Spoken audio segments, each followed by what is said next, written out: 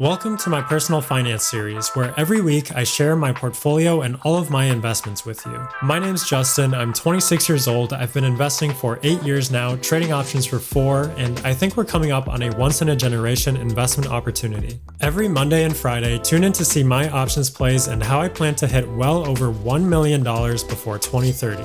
If you like this kind of content, hit that like button to help this channel out. Now let's get started with today's video. Welcome back. Today is July 2nd and this is episode 9. For this episode, I'm going to do something a little bit different. I think because I've had a pretty good couple of days, I might post this video a couple places and see how it does. So there may be some new viewers watching that haven't been following along this whole time. So really quick overview. I trade mostly options in this video series, so this is more of an advanced strategy.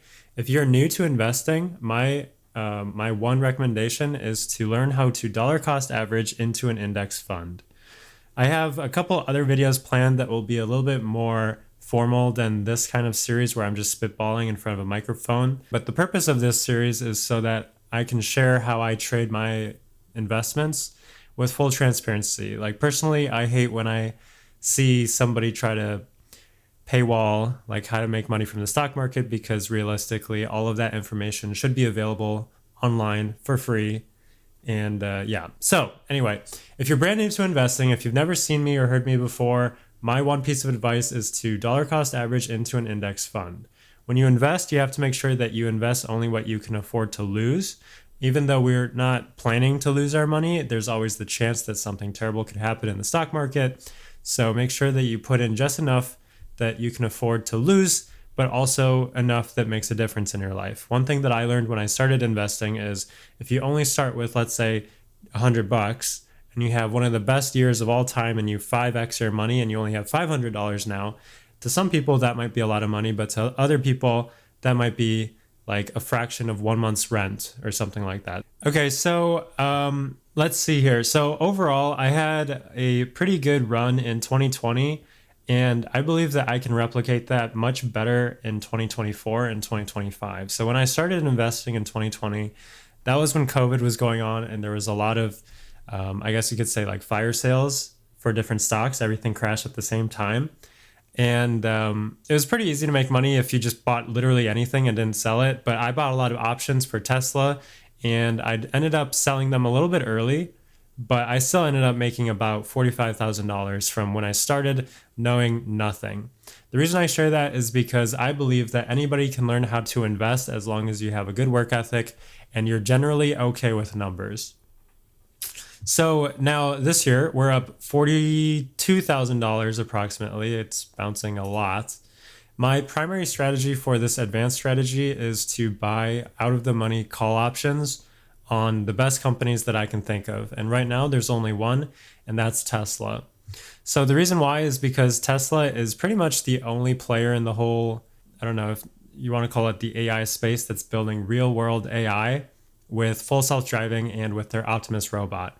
You do have a lot of other companies, but they're doing it in a much smaller capacity or in a much less compelling price point compared to Tesla. Tesla builds their gigafactories. They can produce everything at scale. And they're starting off with cars, and then they're eventually going to have robo-taxis, and then they're eventually going to have Optimus robots, which are humanoid robots.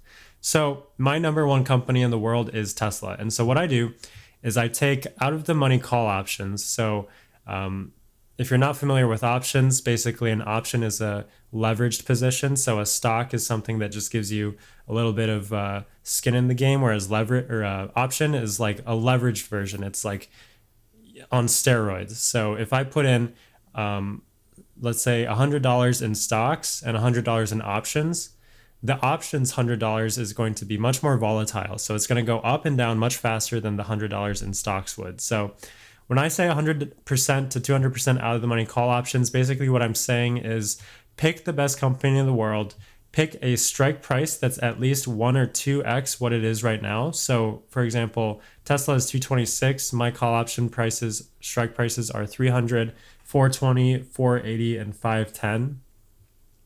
In episode 7, I have Basically, I talk about how the long-term prospects of Tesla looks like and how ARK Invest did a price analysis and a price target for 2029 for Tesla. So I think Kathy Wood, who runs ARK Invest, is really smart about Tesla. I don't really think she's very good at a lot of other things when it comes to picking companies, but I do know for a fact that her and ARK Invest are on the money with Tesla. And so they think that Tesla is going to be over $2,000 a share by 2029. That's still 10x from where we are today. So this strategy here is all about buy and do nothing. My advice, which I've said throughout the course of this series, is when in doubt, do nothing. And the reason why is because a lot of times what you think you're going to want to do ends up being the wrong choice in hindsight. You can look back and think like, oh, I thought the market was going to crash, but turns out it didn't. And even just last episode on Friday, I was talking about the debate and how there's a decent chance that something bad might happen across the world because everyone knows that Biden is completely fried. But if I had sold on Friday, well, guess what? I wouldn't be up $25,000 in 2 days. So I think the title for this series will be, I guess, something like plus 35,000 in a week. We'll see. It was. Now it's 32. But yeah, I don't know. I'll decide. I also have GameStop shares just like before, no added positions. The reason why GameStop is because I think it's a one-of-a-kind company, and approximately a quarter of the value of GameStop is in just cash alone, which is kind of insane. 40%, not a quarter, 4 out of 10. So 40% of GameStop's market valuation is literally just cash, and they have a lot of investors that are very passionate about the company. They have a smart board, a smart CEO, and it's overshorted to death. So I keep my cash in GameStop right now, which clearly hasn't been doing as well had I kept it in Tesla, but it is what it is. I think this will still go up again. And actually just last month, it went from $10 up to about $60 after market.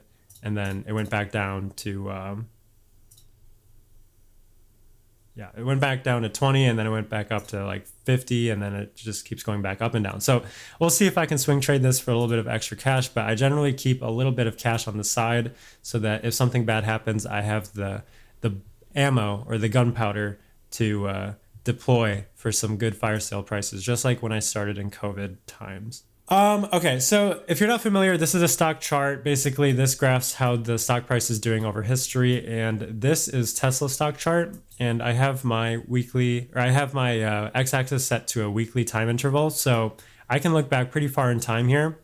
And something else that I've said in several episodes is a lot of stocks, especially Tesla, has very long periods of flat trading. So they have pretty long periods that might last even 3, 4, 5, 7 years in this case, that basically nothing happens. And then they have very short, brief periods of upward movement that end up being huge. So NVIDIA is a pretty good example recently, but here's Tesla's stock chart. So Tesla traded pretty much sideways from about July 2013 to August 2019. So about 6 years, not 7. And then in 2019, they had a upward movement. COVID came and destroyed it, but then it came back. So in this part of the graph, now this is in the 2020s, I put these two blue lines. So there's this thing called technical analysis, which if you're familiar or if you're not, you're pretty much looking at the price and trying to find any patterns with the price. So in this stock chart, I found these two blue lines that are acting as a resistance line and a support line. And in this case, it looks like we actually just hit this resistance line right here. And here is the support line that we bounced off of in April. It's interesting because when a stock hits a resistance line, if it crosses over, you know things are good. If it gets stuck and bounces back down, then that might be the beginning of a reversal, which means when the price starts to go back down.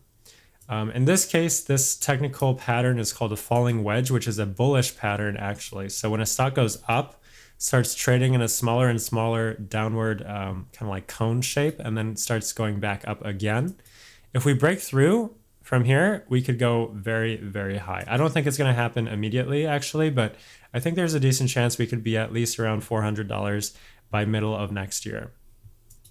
So I have my price target right here, kind of the ARK Invest price target. Mine's not even 2,000, mine's 1,800, just because I picked some random number up here, by 2028.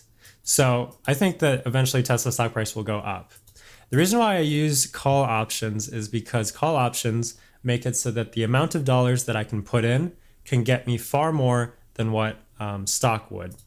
So this is all in episode 1. I'm not going to spend, actually, I think it's in episode 2, but I'm not going to spend this episode describing it in detail. Essentially, the idea is if I was to buy just stock, I would have, let's say, from a $20,000 initial investment, if Tesla stock went from what it is today to $800, I would have about $70,000. However, if I did an options version of that strategy where I buy out of the money call options, I buy them about 12 to 16 months in the future usually. They are called leaps. And so yeah, if I use that long strategy, then it would be almost 10x what the stock version of that $20,000 investment would be. So if you're interested, I'll put a little link thing. This is episode 2. But yeah, I highly recommend watching the whole series if you're actually interested in learning how to invest. This page is called the sendometer, and basically this is how much I'm thinking of sending it at any given time in the stock market. So yeah, I'm still at 50% from last week. It's only been like 4 days. Let's pull up X, and something interesting is Elon Musk tweeting. Let's see if I can find it fast enough. Basically, people that are Tesla bulls that have been sitting and watching for a while are like, wow, things are actually happening, but it's still pretty short-sighted from Wall Street. So Wall Street's not pricing in a lot of AI work that Tesla is working on, such as full self-driving and real-world autonomy with Optimus robots. Elon says, yeah, this is small relative to the vehicle autonomy and Optimus robot.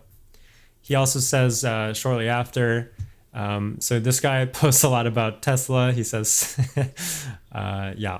And then basically Elon says, once Tesla fully solves autonomy and has Optimus in volume production, anyone still holding a short position will be obliterated. Even Gates. Apparently Bill Gates shorts Tesla, which is weird. Yeah, so that's kind of the overview of the strategy of the series. If you're interested in following along, obviously you can watch more of these videos by subscribing and by following me on YouTube, Twitter, and Instagram. I haven't been posting that much on Instagram or Twitter, honestly, but I will eventually. And I do have some longer length videos coming soon that will describe kind of what I was just describing in detail. The videos will be called How to Invest in the Stock Market, How to Invest in AI, How to Trade Options, The Dark Side of Investing, and then I have a couple other ideas coming. So who knows when I'm actually going to make those videos. I'm kind of lazy right now and I have some other things going on, but eventually I will, and they'll be really good. So I think this is just the beginning of the journey. My goal, like I said in the intro, which I brought back for this video, will be to be a millionaire before 2030. I think that's definitely possible. We'll see. So thanks for listening. I'll talk to you next time. Bye. Feel free to subscribe to stay tuned for future video tutorials that I'll be releasing soon and to follow along with me on this journey. Follow me on YouTube, Instagram, and Twitter, or X, or visit lifewell.co for more information about investing. And as always, I'll see you next time.